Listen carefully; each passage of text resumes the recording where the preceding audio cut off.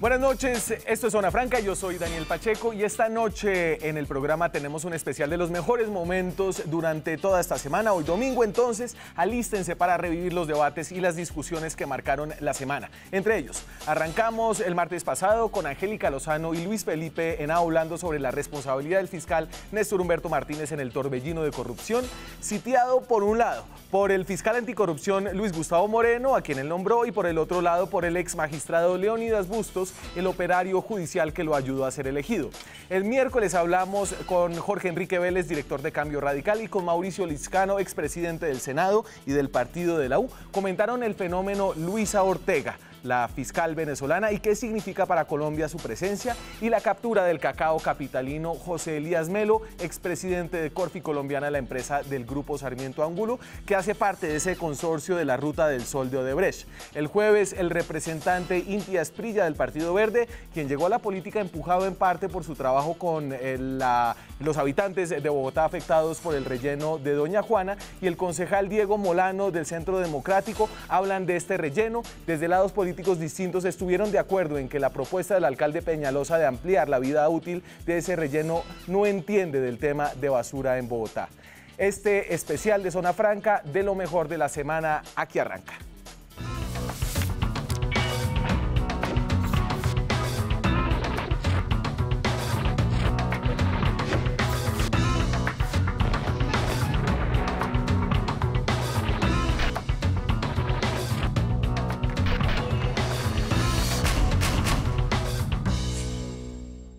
Este fin de semana me sorprendí varias veces en el recorrido que hago de la gran prensa colombiana, es decir, de la revista Semana, El Tiempo y El Espectador del domingo, con la ausencia de un debate acerca del papel del fiscal general en esta coyuntura complicada de crisis en el mundo de la justicia y de corrupción.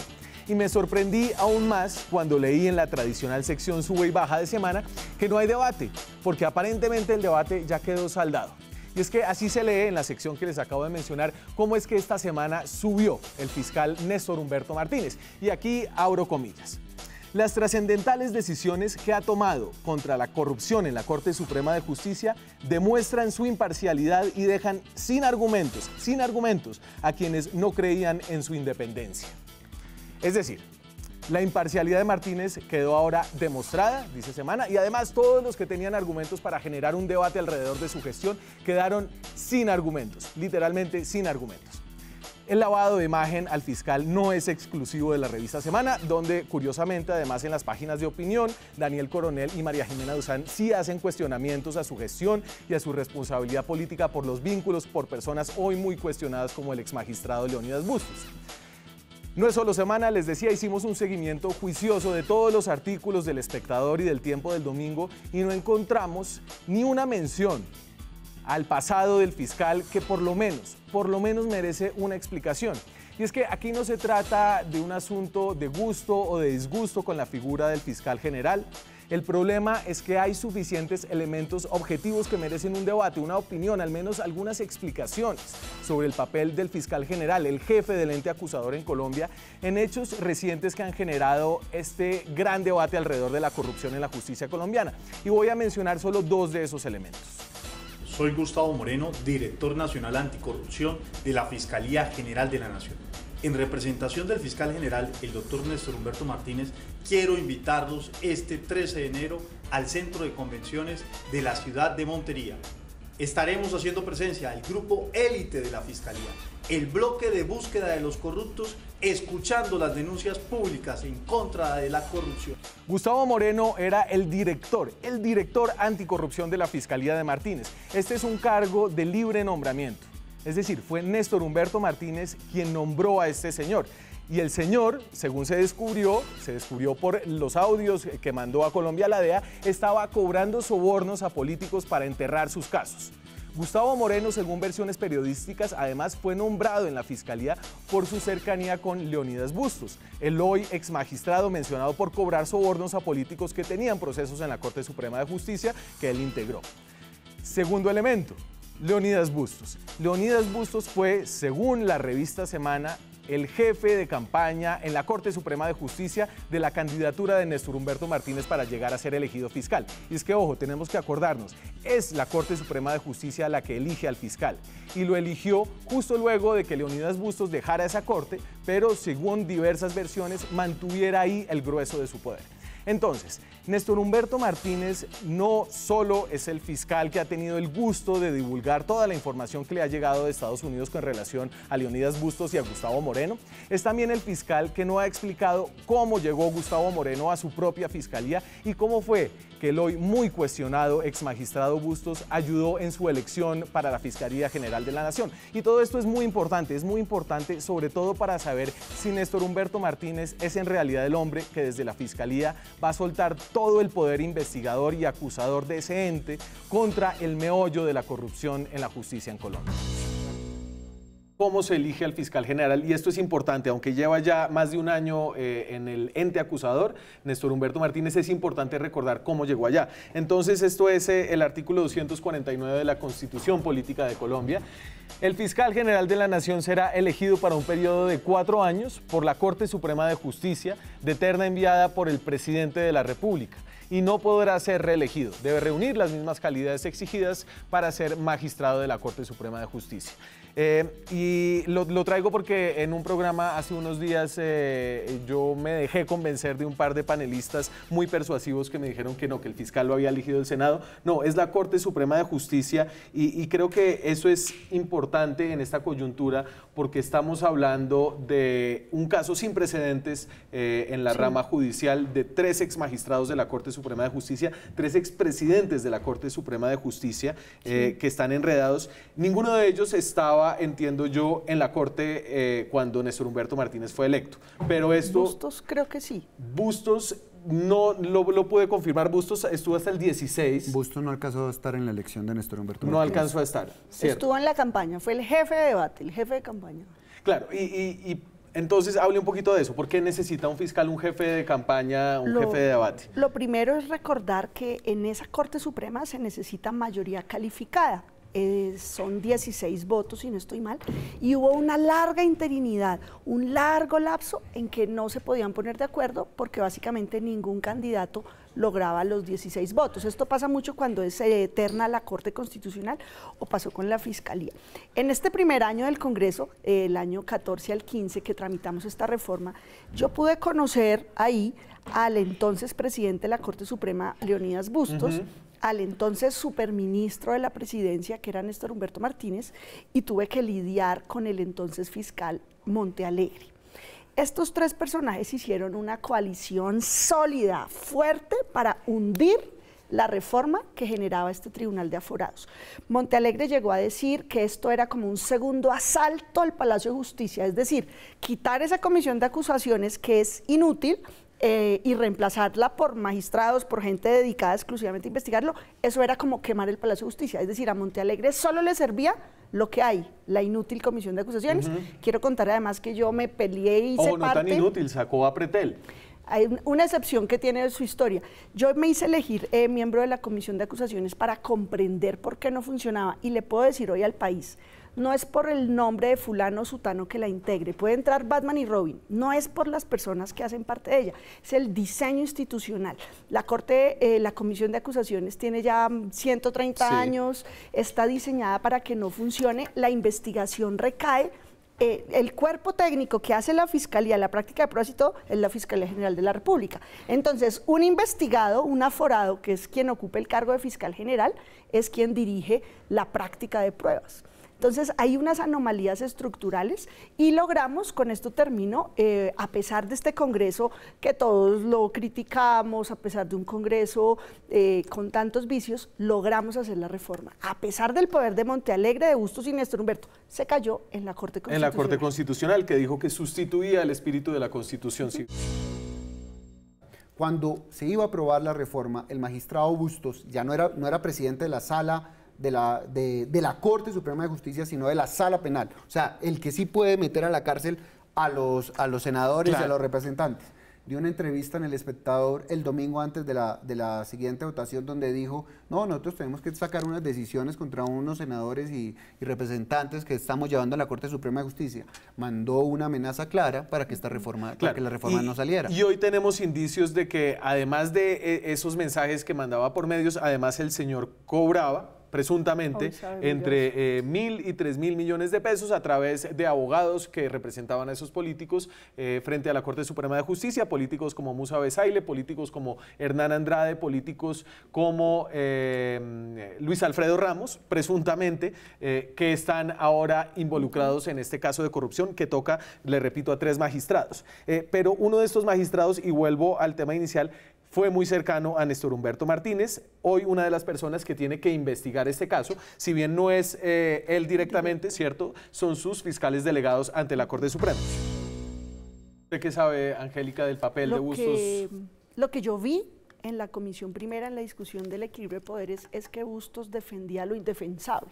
Quería ser quien ponía al gerente de la rama, los presidentes de las Cortes, quería quitar cualquier elemento de control. Entonces se disputaba por un lado la plata, quién manejaba los billones de la rama y querían tener chance ahí los presidentes de las Cortes y quitarse de encima cualquier sombra de tribunal de aforados. Sí. Querían mantener la comisión de acusaciones, que es lo único fácil. Y en eso fue crucial su llave con Montealegre, a capa y espada fueron escuderos contra la posibilidad del tribunal de aforados y el superministro. Hubo un enfrentamiento muy curioso en el gobierno, porque por un lado estaba el ministro Reyes de Justicia, el ministro Cristo de Interior, 2 ministros versus el superministro que era Néstor Humberto, y Néstor Humberto defendía todo las absurdas pretensiones de Bustos. Entonces fue evidente, tuvimos muchos episodios pues, legislativos donde con mentiras, negando reuniones, nos quedó muy claro en público que Bustos estaba tan comprometido con cuidarle la espalda de impunidad a Montealegre como con la elección del futuro ministro, que a su vez decía que no tenía ningún interés en ser fiscal general de la nación, y nosotros le decíamos, usted está haciendo eso por campaña, Bustos es su jefe de debate. No, yo no estoy en eso, yo solo soy un superministro. Lo negó, pero a ver, todos lo han negado, no voy a ser candidato, no voy a ser candidato. Me tengo que ir a la pausa, pero antes de irme voy a Caracol Radio, hoy saco una noticia que creo que es importante meter en el contexto de esta discusión y que ayuda a explicar tal vez. Entonces dice, este es el titular, 8 magistrados auxiliares de la Corte ahora trabajan como fiscales delegados de ese alto tribunal. El fiscal Jorge Hernán, y este es solo uno de ellos, el fiscal Jorge Hernán Díaz Soto fue magistrado auxiliar en la Sala de Casación Penal de la Corte del magistrado Luis Antonio Hernández, quien investigará a los congresistas Hernán Andrade, Musa Besaile y al ex senador Luis Alfredo Ramos. Entonces, para que entiendan si no entendieron todos los términos técnicos acá, es que el fiscal Néstor Humberto Martínez nombró a quienes trabajaban para los magistrados que lo nombraron como sus fiscales auxiliares ante la Corte Suprema. Esto no es del todo, se ha visto porque son personas que tienen experiencia en trabajar con la Corte Suprema, pero tienen obviamente el problema de que primero parece que les estuviera pagando un favor por el voto, parece, y segundo, que se tienen que declarar impedidos porque obviamente conocían de esos casos anteriormente. Yo creo, y quisiera como también saltar a las soluciones, este Congreso, tan regular o con sus defectos, fue capaz de hacer una reforma. Yo creo que tenemos la oportunidad y el deber de repetirlo ya mismo. La Corte señaló 2 temas, acogemos los fallos de la Corte, aunque no los compartamos, se acatan.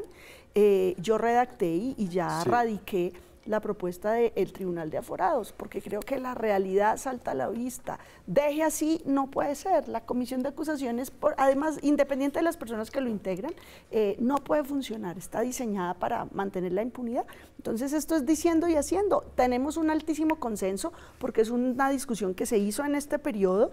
Luego, el consenso base es del papel. La pregunta es para los señores de las otras cortes, que Luis Felipe lo dijo al principio. Consejo de Estado, Corte Suprema de Justicia, no se quieren dejar reformar y así se opusieron a esta reforma. ¿Qué quieren? Luis Felipe, usted vía Congreso brevemente y lo dejamos en punta para terminar en el último bloque. Yo lo creo muy difícil. Este gobierno, Juan Manuel Santos, Germán Vargas, Esguerra, todos los ministros ayudaron al Congreso a sacar esa reforma que tumbó la misma Corte Constitucional. Yo me elijo, pero además yo hago que no se me quiten mis privilegios. Yo creo que hay que ir a una constituyente para eliminar las facultades electorales, una constituyente para que efectivamente exista un tribunal de aforados. Yo estoy de acuerdo con Angélica, ellos tienen que ser juzgados, no puede haber impunidad, y una justicia que llegue mucho más rápido a la gente. Acá la gente ya no cree en la justicia. La última encuesta Gallup dice que existe un nivel de desaprobación y desconfianza del 70% sobre la justicia. Cada vez que el Congreso hace una reforma, llega a las altas cortes y, como pasó la última vez, por sustitución de la Constitución, ni siquiera en la Corte Constitucional la han dejado pasar. Usted dice, abramos una constituyente. Mire, hubo un periodo de conciliación de un año, con todas las cortes, y las cortes no llegaron a ningún acuerdo. Después hubo una reunión de 3 días, y lo único que presentó Tarquino, hoy investigado, fue, oiga, ¿por qué no empiezan a investigar a ver cómo las personas que cumplen funciones en el exterior, los diplomáticos, los podemos investigar? O sea, no quiso aportar un granito de arena frente al tema electorales, frente a los temas de quién los investigan, las amenazas que nos iban a denunciar. ¿Y usted no le da a la miedo que eso comisión? se abra una constituyente y que ahí se meta de todo, No, desde Gustavo Petro hasta Álvaro Uribe? Pero es que esa es la democracia. Gustavo Petro está dentro de la democracia, Álvaro Uribe está dentro de la democracia, pero tenemos que buscar unas herramientas para que la justicia empiece a funcionar. La justicia está totalmente delegitimada. Yo me acuerdo cuando estaba en la universidad y llegaba un magistrado, y eso era supremamente importante, o sea, era como si llegara casi un dios. Hoy un magistrado, y lo que ha generado esto es que ya se vean como humanos y sepamos que efectivamente están sujetos a muchos vicios. La única forma que esto llegue a un puerto feliz es una constituyente. Lo que dice Angélica es que el poder asimétrico de la Corte Suprema, del Consejo de Estado, sobre un representante, sobre un senador es mucho, que le quiten la investidura o que lo metan a la cárcel. No, por nada del mundo creo que le conviene a nuestro país una constituyente.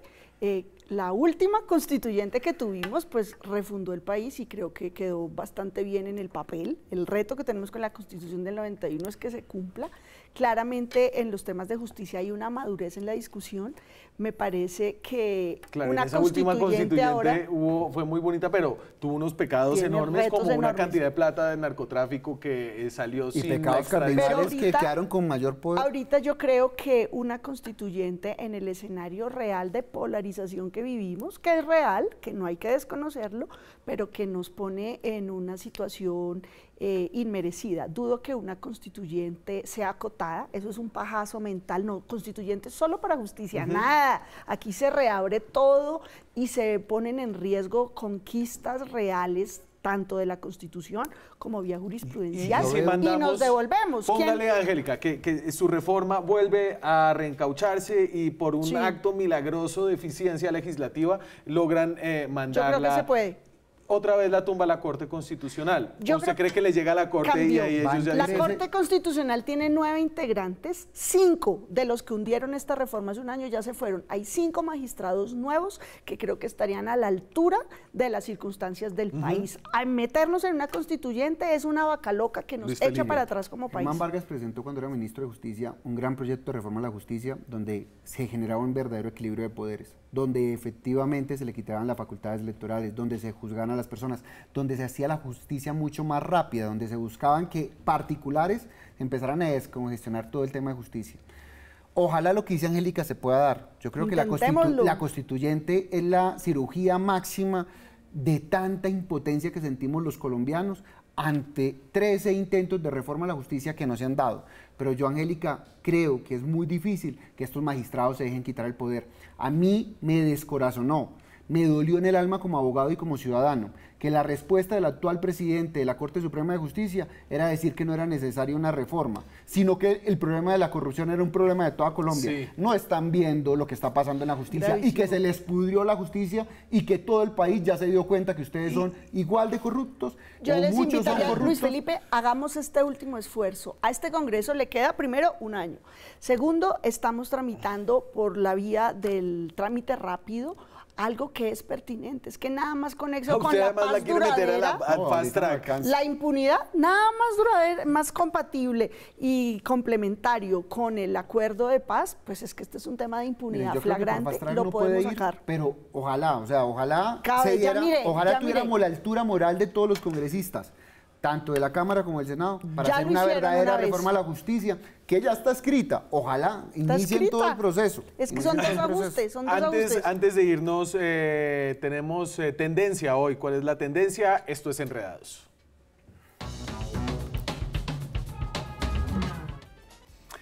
La tendencia es gracias, Cristo, por el gran evento que está lanzando el precandidato Que se lo Luis lanzó Fernando Cristo. Que se Espérese. lo lanzó el ministro del Interior. Si eso no es participación en política, no entiendo qué es participación en política. Invitamos a todos, los cachacos y no cachacos, las mujeres luchadoras y los hombres honestos, los indígenas, los citadinos, los más oscuros y los más claritos, los más jóvenes y los más arrugaditos.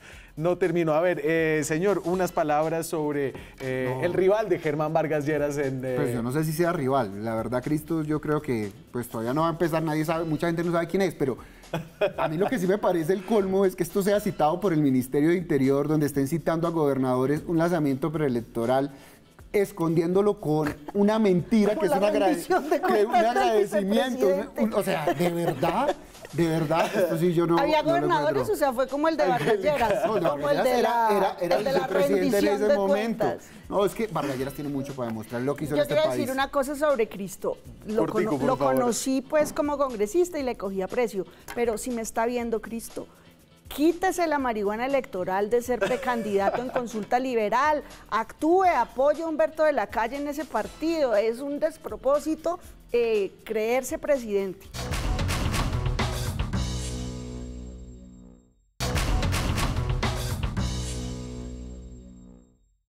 El enemigo de mi enemigo es mi amigo.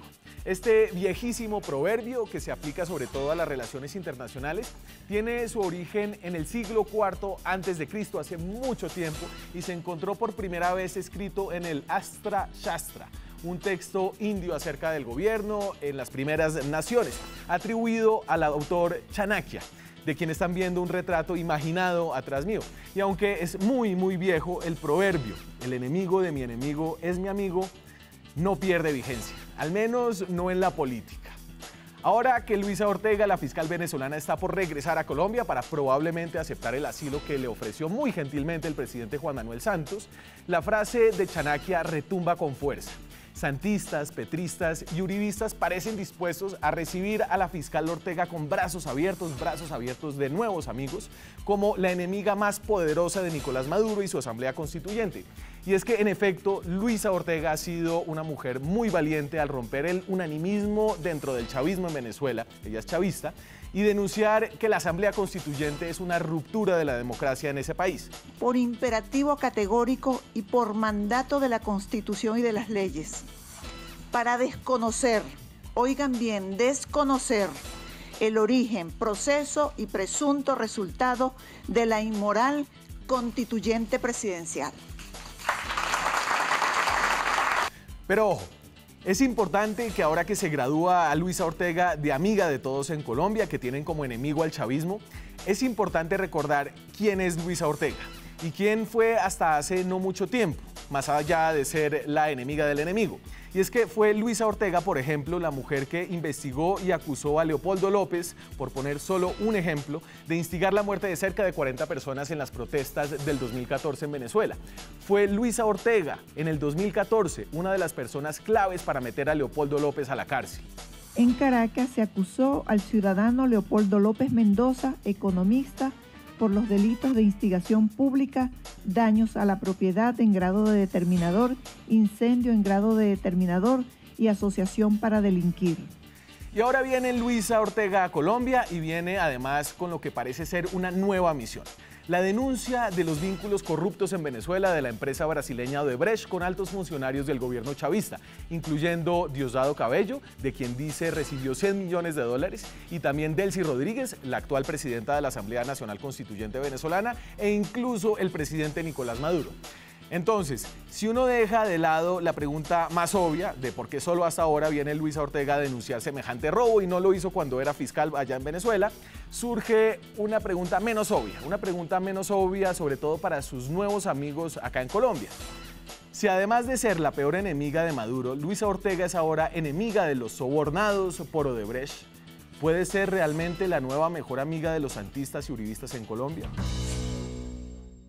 yo me pregunto, obviamente el presidente Santos sale a ofrecer un asilo abiertamente, muy generosamente a Luisa Ortega, pero en privado seguramente van y vienen unos mensajes. ¿Usted cree que a Colombia en una coyuntura, siendo, digamos, o tratando de postularse como un estado bisagra entre lo que puede ser un diálogo entre la oposición y el oficialismo en Venezuela, le conviene tener a Luisa Ortega acá? Es que el tema es distinto, el diálogo que pueda hacer para recuperar la democracia, sí, y el tema de lo que pasa. Las decisiones judiciales que pueda implicar internacionalmente no se las van a perdonar independientemente que allá se llegue a un acuerdo. O sea, esos son delitos ya transnacionales que no tendrán ninguna posibilidad que eso se pueda limpiar. O sea, el solo hecho que ella haya salido y ya empiece a hablar de esto, eso no lo va a limpiar, eso no va a cambiar nada la situación en Venezuela. Allá podrá recuperarse la democracia, pero ellos seguirán cometiendo delitos internacionales, entre otras cosas, porque si estamos hablando de empresas de México, estamos hablando de empresas en España, los dineros salieron por alguna y terminarán pasando por Estados Unidos. El escándalo de la FIFA va a ser pequeño para el escándalo de Venezuela y va a traer las mismas consecuencias, se acordará de mí.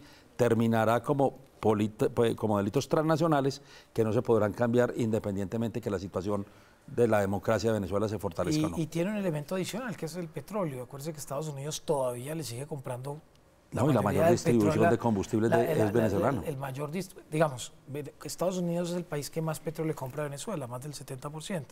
Entonces, eso tiene unos efectos enormes para la geopolítica de Venezuela si pierde, digamos, a su gran proveedor, que es lo que han venido pidiendo los republicanos en el Congreso, sanciones económicas que tristemente pues van a terminar también sufriendo el pueblo venezolano. Claro, y ese, digamos, que ese libreto se ha... Que hay un debate de si se hace o no, y ha estado en el Congreso de Estados Unidos, de si eso afecta o no al pueblo venezolano, y están en ese debate. Y creo que por ese lado van estas palabras de Luisa Ortega, donde habla de denuncias en varios países, incluyendo, como decían, Estados Unidos.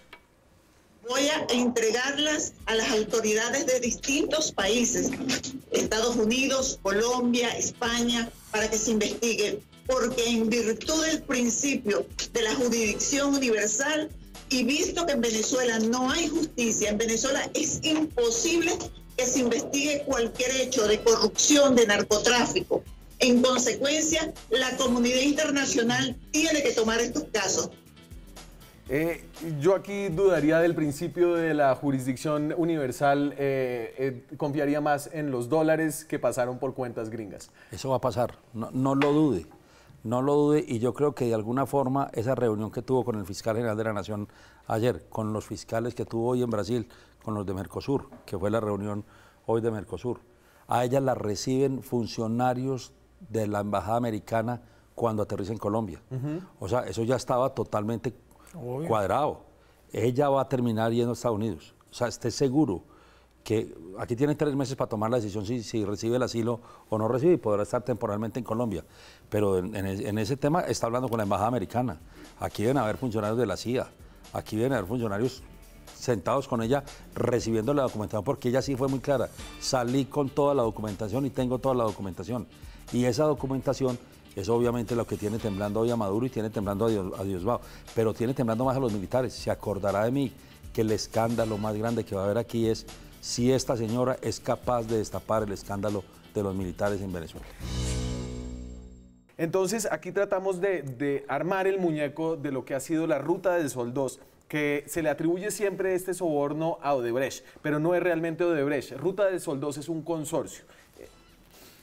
Entonces, un consorcio, me corrigen aquí los más expertos, es una unión de varias empresas para ejecutar un contrato. Y el contrato era Ruta del Sol. Ellos querían hacer el pedazo de la Ruta del Sol, el tramo 2, y entonces se juntan en este consorcio Odebrecht, y ahí las dos personas claves son Luis Bueno y Eleuberto Martorelli, con el 62% del consorcio, ¿cierto? Episol, que es una filial de Corfi colombiana, que a su vez es parte del Grupo Aval, es la que pone el 33%, y ahí está José Elías Melo como su presidente hasta el 2016. Hay que decir algo que es muy importante, porque la gente dice, no, es que él no decida, no. En esos consorcios, para garantizar el derecho del minoritario, ellos también deciden ese tipo de cosas. Y por está eso también, es que está involucrado. Pero hay que tener en de cuenta Solarte, también que en los consorcios hay uno que administra.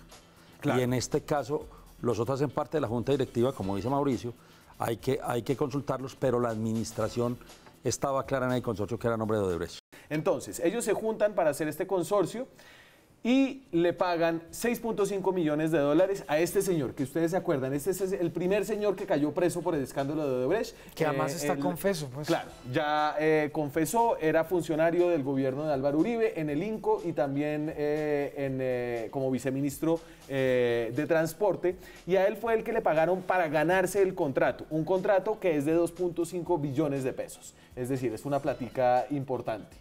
Y fue ahí donde, dice Luis Bueno, le contó a José Elías Melo, que es el que ahora está preso, el director, el expresidente de Corfi Colombiana, que se habían tenido que hacer ese pago y Melo dijo, listo, hagámoslo, ¿cierto? Así es. Sí fue así y le dijo, no se preocupe, usted no tiene que poner plata, que nosotros la ponemos como ellos tienen la administración, nosotros colocamos el dinero, nosotros pagamos el dinero y lo vamos a diferir es que además en todo el proceso. Pero además es que Correcto. le digo, mire, lo mínimo que usted hace como gerente del 33% es mirar los estados financieros. Y obviamente usted revisa y manda a revisar los estados de las obras, dónde están las platas, cómo los hace. O sea, mire, un empresario no es bobo y lo que más cuida es la plata y lo que más hacen esas empresas. Eso millones no, por no eso, se le pasa. Es decir, usted sigue la plata al detalle. Esa gente sigue hasta cuánto vale miran cuántos le echan de gasolina a un carro. Y cada uno tiene un interventor. De eso se trata de gerenciar. Cada empresa tiene un interventor dentro de de eso se trata de gerenciar. O sea, eso sí pues a nadie. Lo que pasa es que yo digo, él que dijo, esto no se va a entrar a la Junta. Digo yo, estoy pensando. Sí. Esto no se va a enterar a la Junta Directiva, lo van a diferir, lo van a poner los de Odebrecht, yo no tengo que poner absolutamente nada. Entonces esto no se va a destapar, aquí no va a pasar absolutamente nada, que creo que es la confianza que todo el mundo tenía en su momento. Y lo que uno sí, digamos, eso sí yo sí puedo decirlo también, en la misma hipótesis, es que la Junta Directiva ya, el Grupo Aval y Luis Carlos Sarmiento, ellos no se enteran de ese tipo de cosas porque pues eso confían en el gerente, le miran los estados de pérdidas y ganancias, a ese nivel de detalle ya no llega, digamos, esos tipos de esa es la pregunta del mío, me tengo que ir a la pausa. Además tiene mucho que perder, pues un tipo que es... Ya vuelvo con lo que dice Corfi Colombiana, precisamente la empresa que representaba José Elías Melo durante su asociación con Odebrecht. Ya regresamos.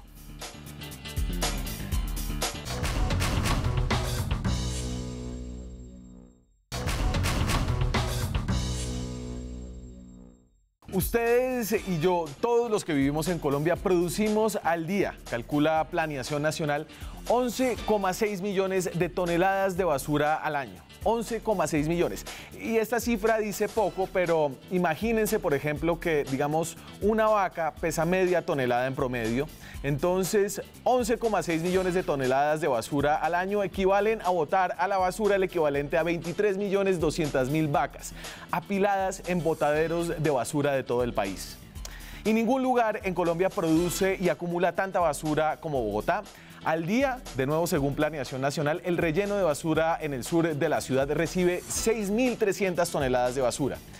De nuevo, para entender estas magnitudes, digamos, un taxi Chevrolet Spark, de los que abundan en la ciudad, pesa más o menos 1 tonelada. Es decir, que al día al relleno de Doña Juana llega el equivalente a 6.300 taxis.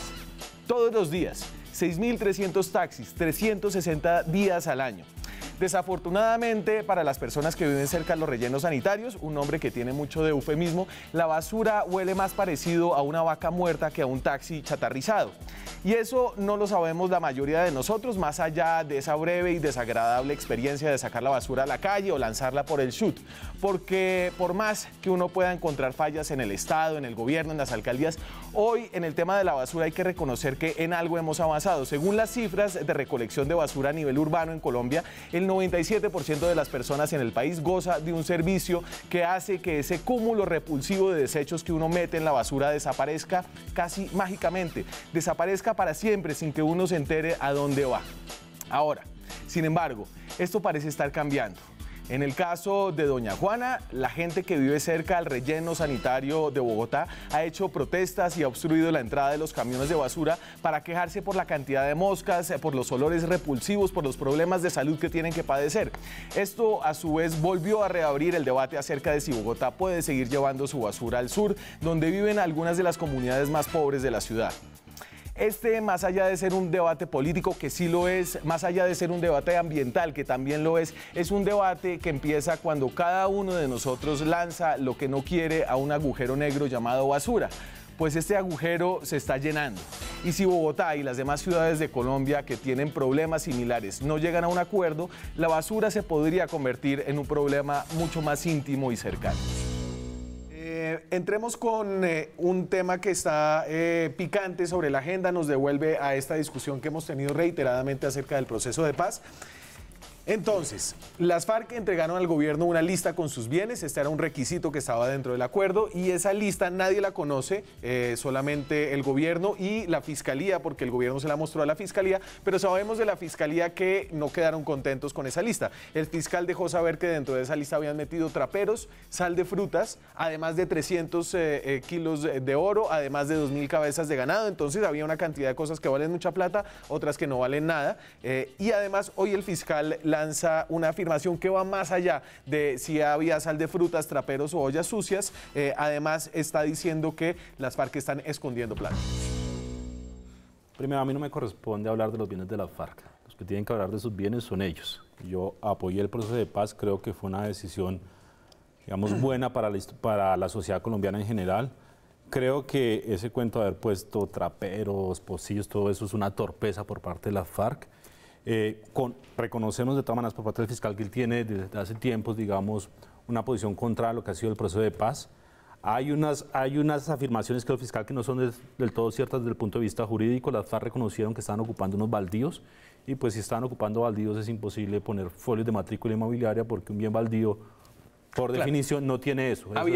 Entonces el fiscal se quejó porque entonces ponían como el predio, claro, la chocolata en la vereda, yo no sé, y entonces el fiscal dice, pero a ver viejo, usted me tiene que dar una matrícula inmobiliaria, usted me tiene que dar al menos una cédula catastral y no hay nada de eso. Por eso, desde el punto de vista probatorio y desde el punto de vista de cómo opera un baldío es imposible dar un folio de matrícula inmobiliaria.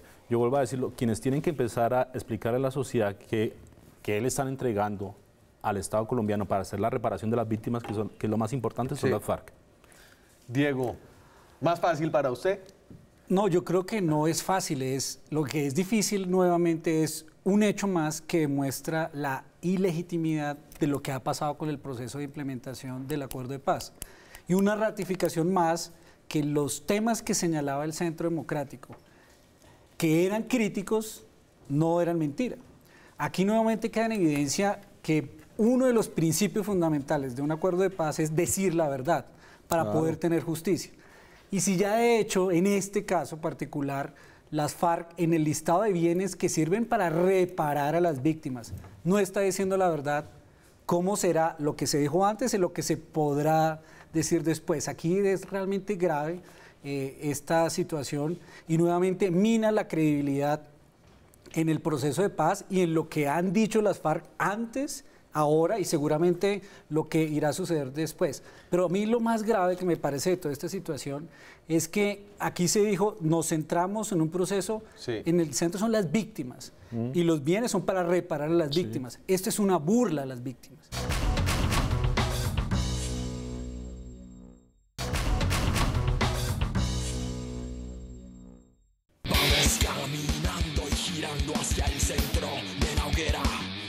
Según los habitantes de este sector, hace 20 años esta zona, que ahora es utilizada para deshacerse de todos los desechos que generamos en la ciudad, era un bosque en donde nacían varios riachuelos. Los más viejos aún recuerdan las promesas que hace un tiempo le hacía la alcaldía. Mero engaño. Supuestamente que iba a ser un parque de la Berraquera, que iba a ser un parque el mejor de Latinoamérica, que no sé qué, aquí nos engañaron. Pero no íbamos a pensar que íbamos a llegar a estas consecuencias. ¿Cómo hacía ustedes? ¿Quién les dijo que iba a ser un parque? El alcalde. ¿Y quién era el alcalde? El alcalde Andrés Pastrana, que fue el que inauguró esta vaina. Sin embargo, hoy por hoy, las moscas y el mal olor son un problema constante. Estas cositas amarillas que ustedes cuelgan aquí para combatirlos, digamos, ¿cada cuánto las cambian? ¿Qué tan efectivo es eso? Esto se cambia todos los días, muchas veces 2 veces al día toca estarlas cambiando del mosquero tan terrible que hay. ¿Y si es efectivo? pues lo recoge, pero no es efectivo porque de todas maneras siguen llegando. Se está sintiendo olor porque no está la nieblina sentada, pero cuando va a llover se sienta la nieblina, es insoportable el olor. Pero este no es un problema de hoy. Como unos 7 años más bien para acá, que está pero invadido en moscos. Ya mejor dicho, estamos llevados. La administración ha venido realizando algunas fumigaciones, pero al parecer no es suficiente. De raíz no han arreglado nada, el relleno está totalmente destapado. Ustedes pueden ver, esa vaina es un botadero a cielo abierto. No están cumpliendo, yo creo que no están cumpliendo ni siquiera con un 10% de lo que está en el contrato que ellos tienen. Y es que solo hace falta entrar a una cocina para ver el problema de salubridad al que se enfrentan diariamente. Y su merced que trabaja en una cocina, ¿cómo hace, digamos, para que no le metan, para no cocinar con moscos? Pues me toca estar, mejor dicho, con una mano rehuyendo la olla y con la otra estar tapando, porque si no, comemos en moscos. Estas son las trampas con las que la gente del Mochuelo Alto trata de combatir a las moscas. Sin embargo, vean, este es uno de los que usan a diario, y esa es la cantidad de moscas que agarra. Pero este lo trae la alcaldía para un estudio que están realizando para hacer el control de la plaga. Aquí está la marca y todo, pero miren la cantidad de moscas que coge comparado con uno de los otros. En 1997 empieza a verse la magnitud del problema de salud y ambiental que podría generar este relleno sanitario. Y entonces, en el 97 yo no me acordaba de esto, lo he hablado con algunas personas. Esto fue un desastre de unas magnitudes enormes, Claro. ¿cierto? Se sintió en toda la ciudad. Una explosión por la acumulación de gas metano hace que se genere un derrumbe de 1.500 toneladas de basura que incluso tapa el cauce del río Tunjuelo. En ese momento se calificó como el desastre de basuras más grande que había habido en el mundo. Y el olor a basura permeó prácticamente todo el sur de Bogotá. Todo el sur y el occidente de la ciudad, hasta acá alcanzaba a sentirse el olor acá. Y ahora no le estoy haciendo bullying, pero usted se acuerda de ese... Yo me acuerdo, claro. Yo me acuerdo en 1997, en esa era, estaba terminando la administración del alcalde Mocus. Estaba Paul Bromberg. Y Paul Bromberg fue uno de los temas de discusión de la ciudad porque tuvo un impacto en toda la ciudad, claro. Y entonces aquí es que se empieza a ver que esto del relleno sanitario no se está haciendo del todo bien. Es decir, si hay una explosión que desplaza 1.500 toneladas de basura, hay algo que no funciona. En el 1999, cientos de personas se juntan para demandar al distrito y demandar al operador privado. Y uno de los abogados que lo representa es Guillermo Asprilla, su padre, que en paz descanse, y él lanza una de las primeras acciones de grupo, ¿no? Esto es importante porque tiene unos resultados posteriores. Pero hábleme un poquito del tema de la acción de grupo y por qué esto empezó a generar un ruido. Mire, yo vivía en las Américas con Boyacá, localidad de Kennedy, hasta allá se sentía el olor. Mi padre era una persona que tenía, digamos, una ascendencia en el sur de la ciudad, por sobre todo cursos en derechos humanos. Él se dirige a la zona, eso fue catastrófico lo que pasó ahí en barrios como Monteblanco. El cuadro ese día era que la carne en las carnicerías se puso verde, inmediatamente las flores se marchitaron, literalmente había una nube de moscas encima del relleno sanitario y él toma la decisión de vida de demandar. ¿Cómo se hace eso? Eso fue recorriendo los barrios del sur de la ciudad, explicándole a la gente que era posible demandar. Cuando usted el Estado le causa un daño antijurídico, usted tiene el derecho a demandar. Eso en aquel entonces para las personas del sur de la ciudad no era tan claro. Entonces él se dedica a recorrer los barrios, a explicarle a la gente que puede demandar, recoge una serie de poderes y el 27 de septiembre de 1999 interpone la acción de Grupo Doña Juana ante el Tribunal Administrativo de Cundinamarca. ¿Y cuántas personas estaba representando? En su momento representó 1.500 personas. Ajá. Por daños, es decir, no se murió nadie por este desastre inmediatamente, es decir, por la explosión al menos no hubo víctimas. Digamos, es muy difícil desde el punto de vista probatorio decir que una persona se murió solamente por el relleno sanitario de Doña Juana, pero cuando usted va a la zona sí le dice, muchos de los niños que nacieron en esa época nacieron con malformaciones, con problemas crónicos de por vida. Hay personas que dicen que fallecieron en esa época, que los bebés se murieron en esa época. Entonces sí hubo víctimas que no están contabilizadas, pero sí las hubo. Y esto, Diego, debe generar, y cuénteme usted, ¿cómo genera un debate dentro de la ciudad? ¿Cómo resolver el tema de la basura? ¿Cómo tratar las basuras? Es decir, si pusimos todos los huevos en la misma canasta, toda la basura de Bogotá va al mismo sitio, me imagino que esto genera una discusión alrededor de qué tan sostenible es esto y de cómo se debe hacer bien. Yo creo que precisamente lo que sucedió en 1997 y luego que tuvo una repercusión en el 2015 también con un derrumbe que tuvo una afectación muy grande.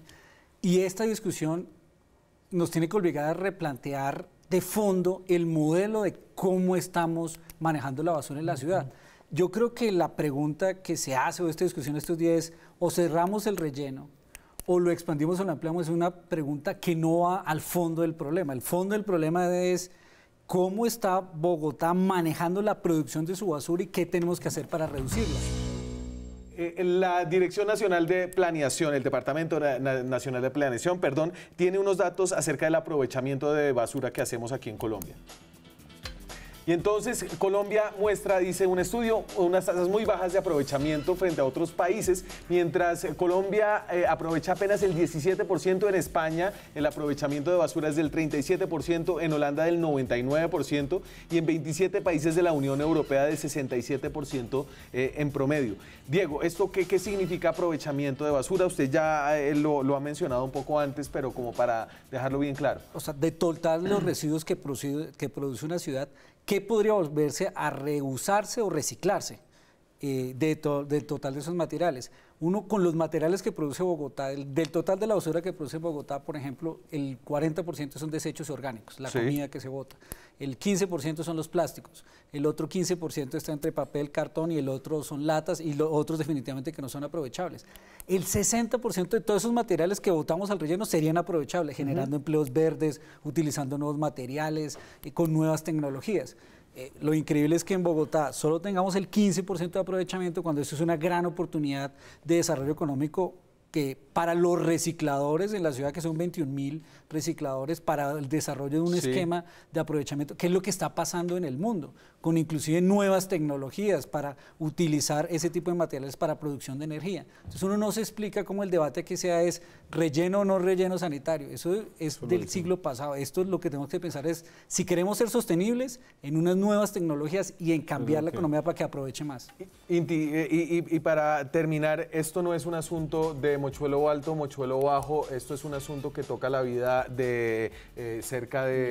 Dos localidades, Usme y Ciudad Bolívar. El problema de las moscas y los olores llegan hasta los límites de Ciudad Bolívar, barrios como Santa Librada, que ya están bastante alejados, el Danubio, en la parte baja de Ciudad Bolívar, la Candelaria, llegan los olores y llegan las moscas. Conclusión, doña Juana no puede seguir después del año 2022. ¿Qué se tiene que hacer? Se tiene que implementar las nuevas tecnologías. Son dos cosas. Una cosa es el reciclaje o el reuso, como dice Diego, y otra cosa que es lo que se debe hacer, digamos, lo que toca hacer ya es empezar a implementar plantas de tratamiento de basuras para aprovechamiento energético o valoración energética. Perfecto. Antes de irme, Diego, usted tiene una nueva versión de por qué se llama Doña Juana y ese podría ser nuestro Enredados de hoy. Bueno, esto sale de una reseña del Espectador sobre Doña Juana. Dice, hace muchos años, cuenta Collazos, vivía una mujer en Bogotá que ofrecía servicios de brujería a las señoras para pescar a los maridos infieles.